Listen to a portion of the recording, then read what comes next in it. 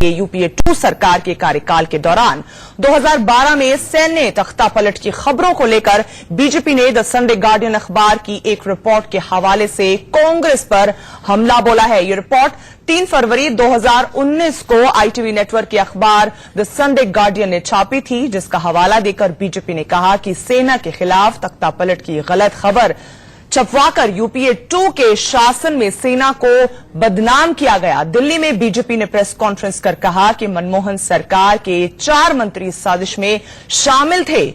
BJP ने इस मामले में कांग्रेस अध्यक्ष राहुल गांधी से जवाब मांगा है, साथ ही संसदीय कमेटी से इस पूरे मामले की जांच की मांग भी की है। बीजेपी ने आरोप लगाया कि कांग्रेस की सरकार में देश की सुरक्षा से खिलवाड़ हुआ है और साथ ही साथ बीजेपी ने कहा कि मनमोहन सरकार के समय देश की सेना के साथ साजिश रची गई। 4 मंत्रियों ने मिलकर अखबार में झूठी खबर छपवाकर देश की सेना को बदनाम किया। यह देश के साथ गद्दारी है। इतना ही नहीं, बीजेपी ने आरोप लगाया कि कांग्रेस ने आईबी पर दबाव बनाकर झूठी खबर पर मुहर लगवाने की कोशिश भी की थी। तो ये अपने आप में बहुत बड़ी खबर है। कांग्रेस और बीजेपी दोनों ही खेमों में इस खबर से हलचल मचना लाजमी है। आईटीवी नेटवर्क की अखबार द संडे गार्डियन के हवाले से यह रिपोर्ट सामने आई।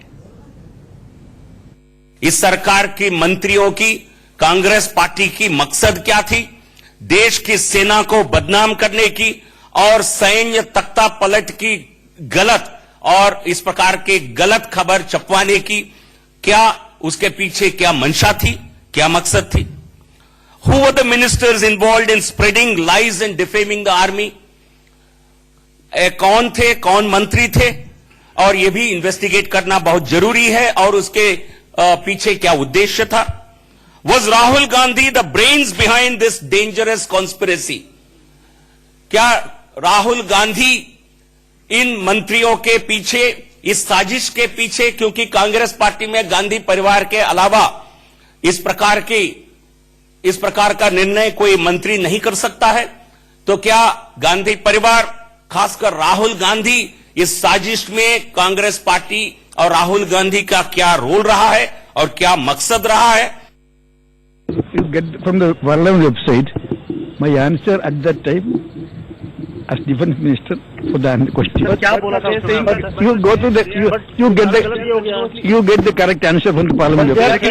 Currently top कुछ लोग थे जो चाहते थे कि सही प्रूव हो। You get my answer to the Parliament. They are doing press conferences saying that certain stories were being planted by the UPA government, sir, against the military, sir. You get the answer I had given as defense minister at that time, the Rajya Sabha and Lok Sabha, that from the Parliament website. सरकार के जो तख्ता पलट खबर छपी थी विजय सिंह के खिलाफ, अभी ऐसी रिपोर्ट आई है कि वो खबर यूपीए के सीनियर मिनिस्टर्स में छपवाई थी ताकि करप्शन से ध्यान हटाया जा सके। कांग्रेस पार्टी तो ऐसे हरकतें कर ही सकते हैं, वो उसका पुराना आदत है। तो देश की राजनीति में भूचाल ला दिया है इंडिया न्यूज आईटीवी नेटवर्क की एक sister concern the Sunday guardian अखबार में यह खबर छपी, जिसके हवाले से आज बीजेपी ने प्रेस कॉन्फ्रेंस कर कांग्रेस पर लगातार सवालों की झड़ी लगा दी है। और अब इन सवालों के जवाब जो जरूर तलाश करेंगे कांग्रेस और बीजेपी, और देश को भी इन सवालों के जवाब का इंतजार रहेगा। सवाल क्या कुछ किए गए हैं उनको समझ लेते हैं। यूपीए 2 के 4 बड़े मंत्री इसमें शामिल होने की बात कही गई है। प्रधानमंत्री को बताया सरकार को स्थिर करने की कोशिश हो रही है। आईबी से रिपोर्ट मंगवाई गई। आईबी पर भारत की राजनीति में भूचाल लाने वाली खबर है ये। द संडे गार्डियन का दावा है कि कांग्रेस के 4 मंत्रियों ने सैन्य तख्तापलट की झूठी खबर फैलाई थी। यूपीए 2 के 4 मंत्रियों ने तख्तापलट का भ्रम फैलाया था। जनरल वीके सिंह पर तख्तापलट की साजिश का झूठा इल्जाम लगाया गया और एक खबर फैलाई गई। सेना के दिल्ली कूच का झूठ भी फैलाया गया था। कांग्रेस के 4 मंत्रियों ने वीके सिंह को बनाया था निशाना। 3 फरवरी 2019 को द संडे गार्डियन ने यह खबर छापी है, जिस पर बीजेपी ने प्रेस कॉन्फ्रेंस कर कांग्रेस पर सवाल दाग दिए हैं। बीजेपी का हल्ला बोल कांग्रेस पार्टी ने भारतीय सेना के खिलाफ साजिश रची। यूपीए 2 के दौरान भारतीय सेना को किया गया बदनाम। सैन्य तख्तापलट की झूठी खबरें छपवाई गईं। झूठी खबरें छपवाकर देश के साथ गद्दारी करने का काम किया गया। ये सब बीजेपी कह रही है। बीजेपी की तरफ से ये सवाल दागे गए हैं कि पाकिस्तान के कहने पर सेना को बदनाम किया गया है।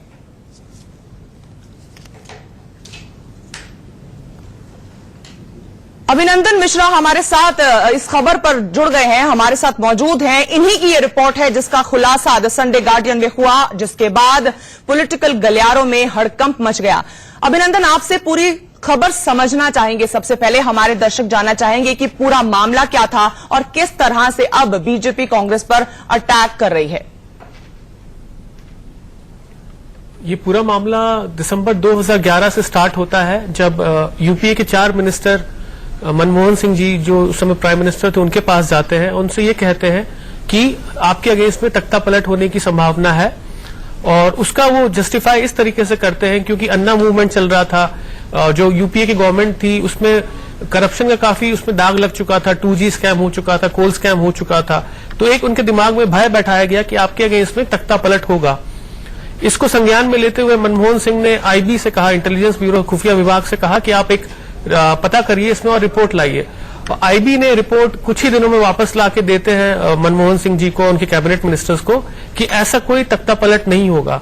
उन्होंने उसका रीजन भी दिया क्योंकि वीके सिंह उस समय, आपको हम लोग को याद दिलाना पड़ेगा कि उस समय वो एक वीके सिंह ने सेंट्रल गवर्नमेंट को कोर्ट में ले गए थे, वो अपनी जो age of date of birth को लेकर जो उनकी कंट्रोवर्सी थी उसको लेके। और वीके सिंह काफी अलग थलग पड़े हुए थे अपनी आर्मी लीडरशिप में। तो कोई भी तख्ता पलट होता है तो उसमें एक आदमी तख्ता पलट नहीं कर सकता, उसमें पूरे जो टॉप लीडरशिप है आर्मी की वो इन्वॉल्व होती है, जो कि उस समय नहीं था। तो आईबी ने यही चीजें और बाकी और रीजंस दिए।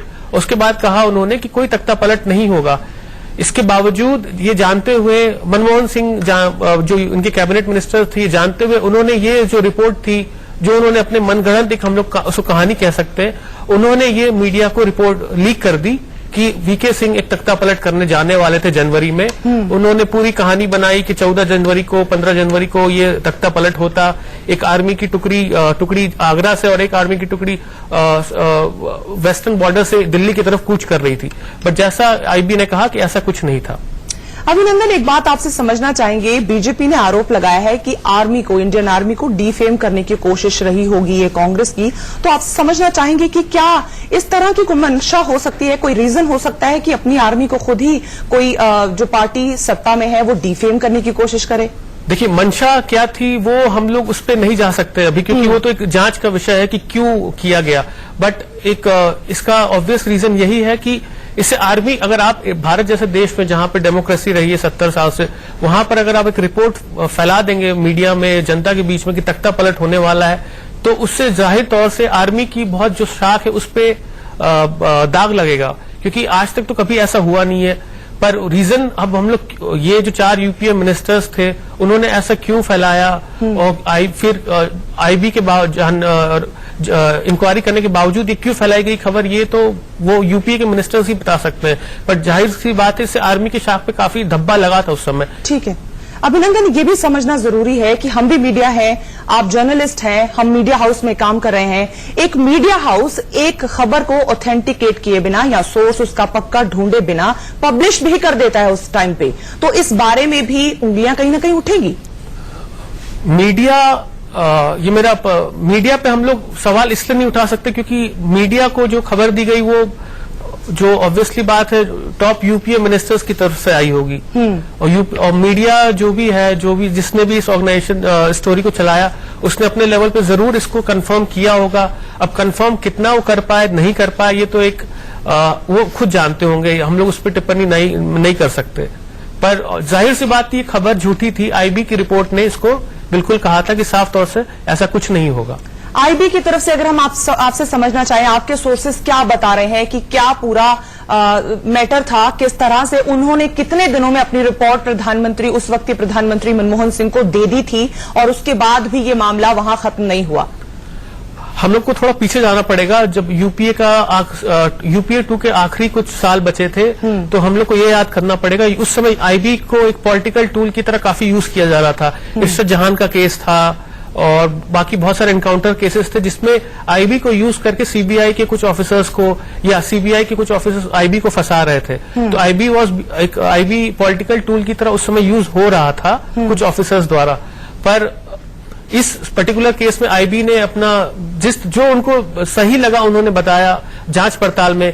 जो कि सवाल है कि कितने दिन में रिपोर्ट आईबी ने इसको कंफर्म किया, ये हम लोग स्पेसिफिकली नहीं बता सकते हैं, बट इतना जरूर है कि 2 हफ्ता के आसपास समय लिया था आईबी के ऑफिसर्स ने, क्योंकि ये सीधा पीएमओ से आया था निर्देश कि इस पर आप तय में जाइए, और जब पीएमओ से आएगा कोई निर्देश तो आप उसको जरूर जल्दबाजी में आप रिपोर्ट नहीं दे सकते हैं।